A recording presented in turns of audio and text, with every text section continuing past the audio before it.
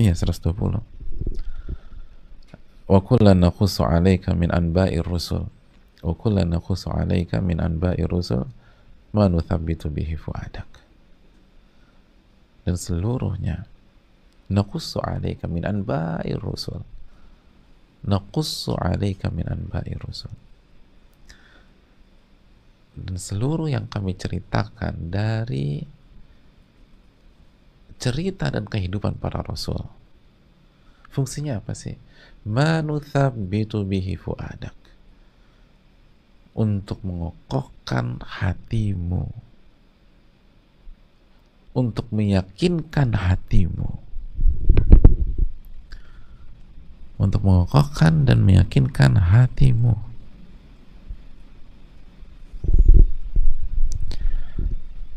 Hadirin Allah muliakan.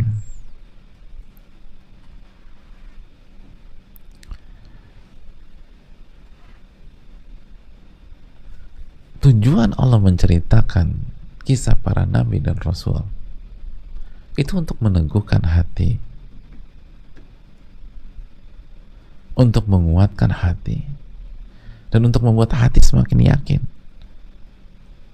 Waja'aka fi hadhil haqq wa mau'izatun wa dzikra lil mu'minin. Dan dalam surat ini telah datang kepadamu kebenaran serta pengajaran dan peringatan bagi orang-orang yang beriman.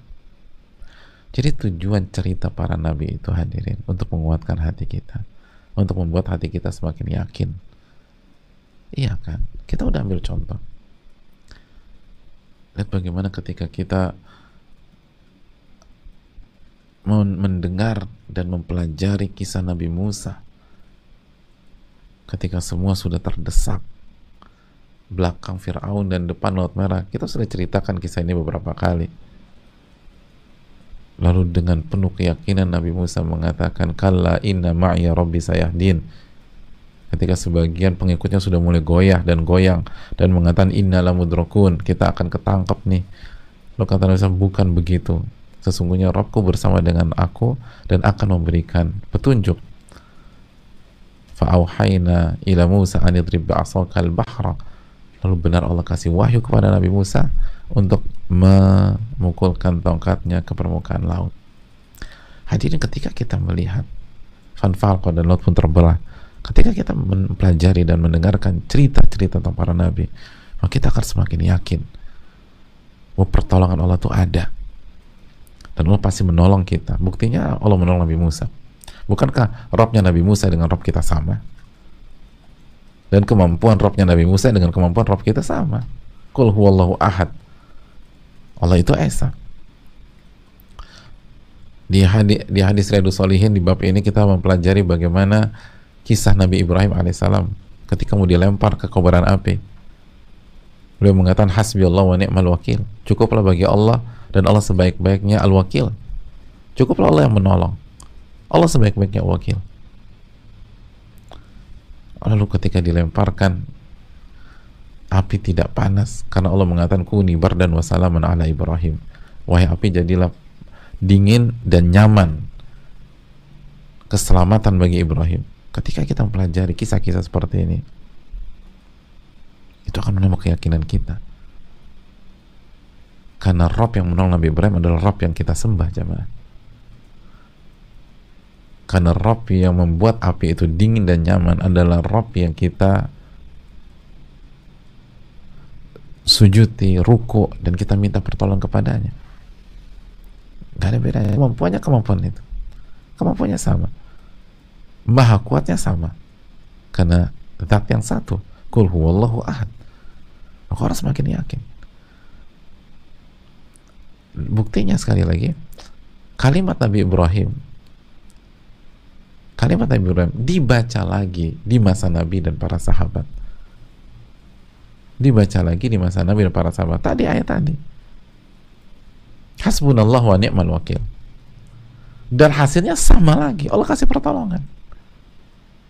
Padahal jarak antara Nabi Ibrahim dan Nabi Muhammad SAW jauh beda. Itu menunjukkan Rabbnya satu. Kalimat yang dibaca sama dan lagi-lagi mendapatkan pertolongan. Nabi Ibrahim dapat pertolongan, Nabi Muhammad dan para sahabat dapat pertolongan sallallahu alaihi wasallam. Bukankah itu menambah keyakinan? Jadi jangan mengatakan, tapi kan jarak kita dengan Nabi Ibrahim jauh, Ustaz. Ya kalau Rabbnya beda mungkin, atau berkurang. Kalau manusia iya, dulu waktu di era 90 dia bisa nolong kita, sekarang udah sakit-sakitan. Ayo kita ke Pak Fulan, dulu tuh dia biasa nolong saya, dulu tuh kapan Pak? Dulu ya kapan? Ya tahun 80-an. Pak Fulan sekarang udah kena stroke, usianya udah 80 tahun, udah gak bisa ngapa-ngapain. Oh gitu ya? Iya.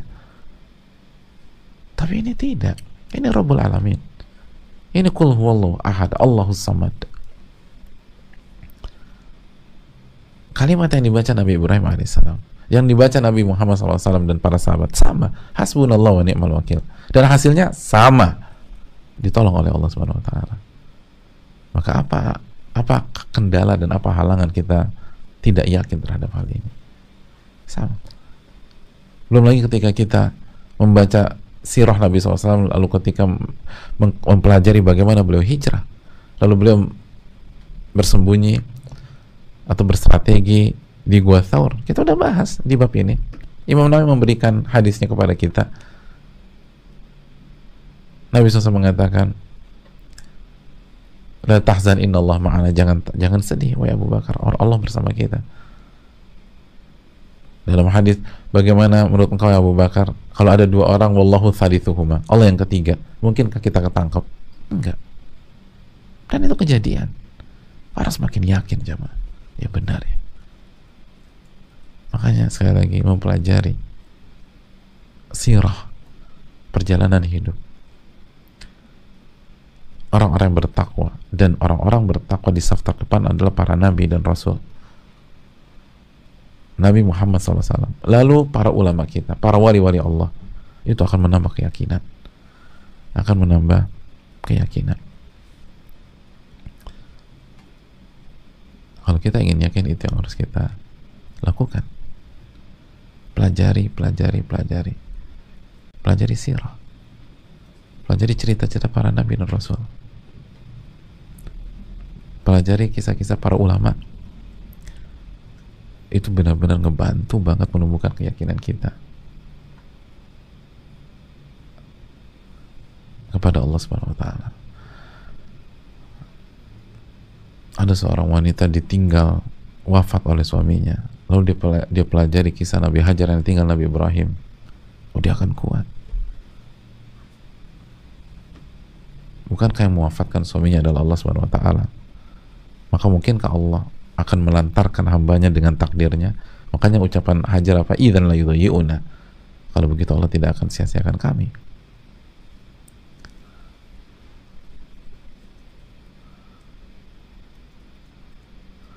Oleh karena itu hadirin yang Allah muliakan,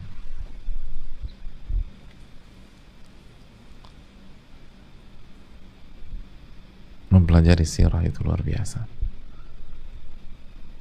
menambah keyakinan.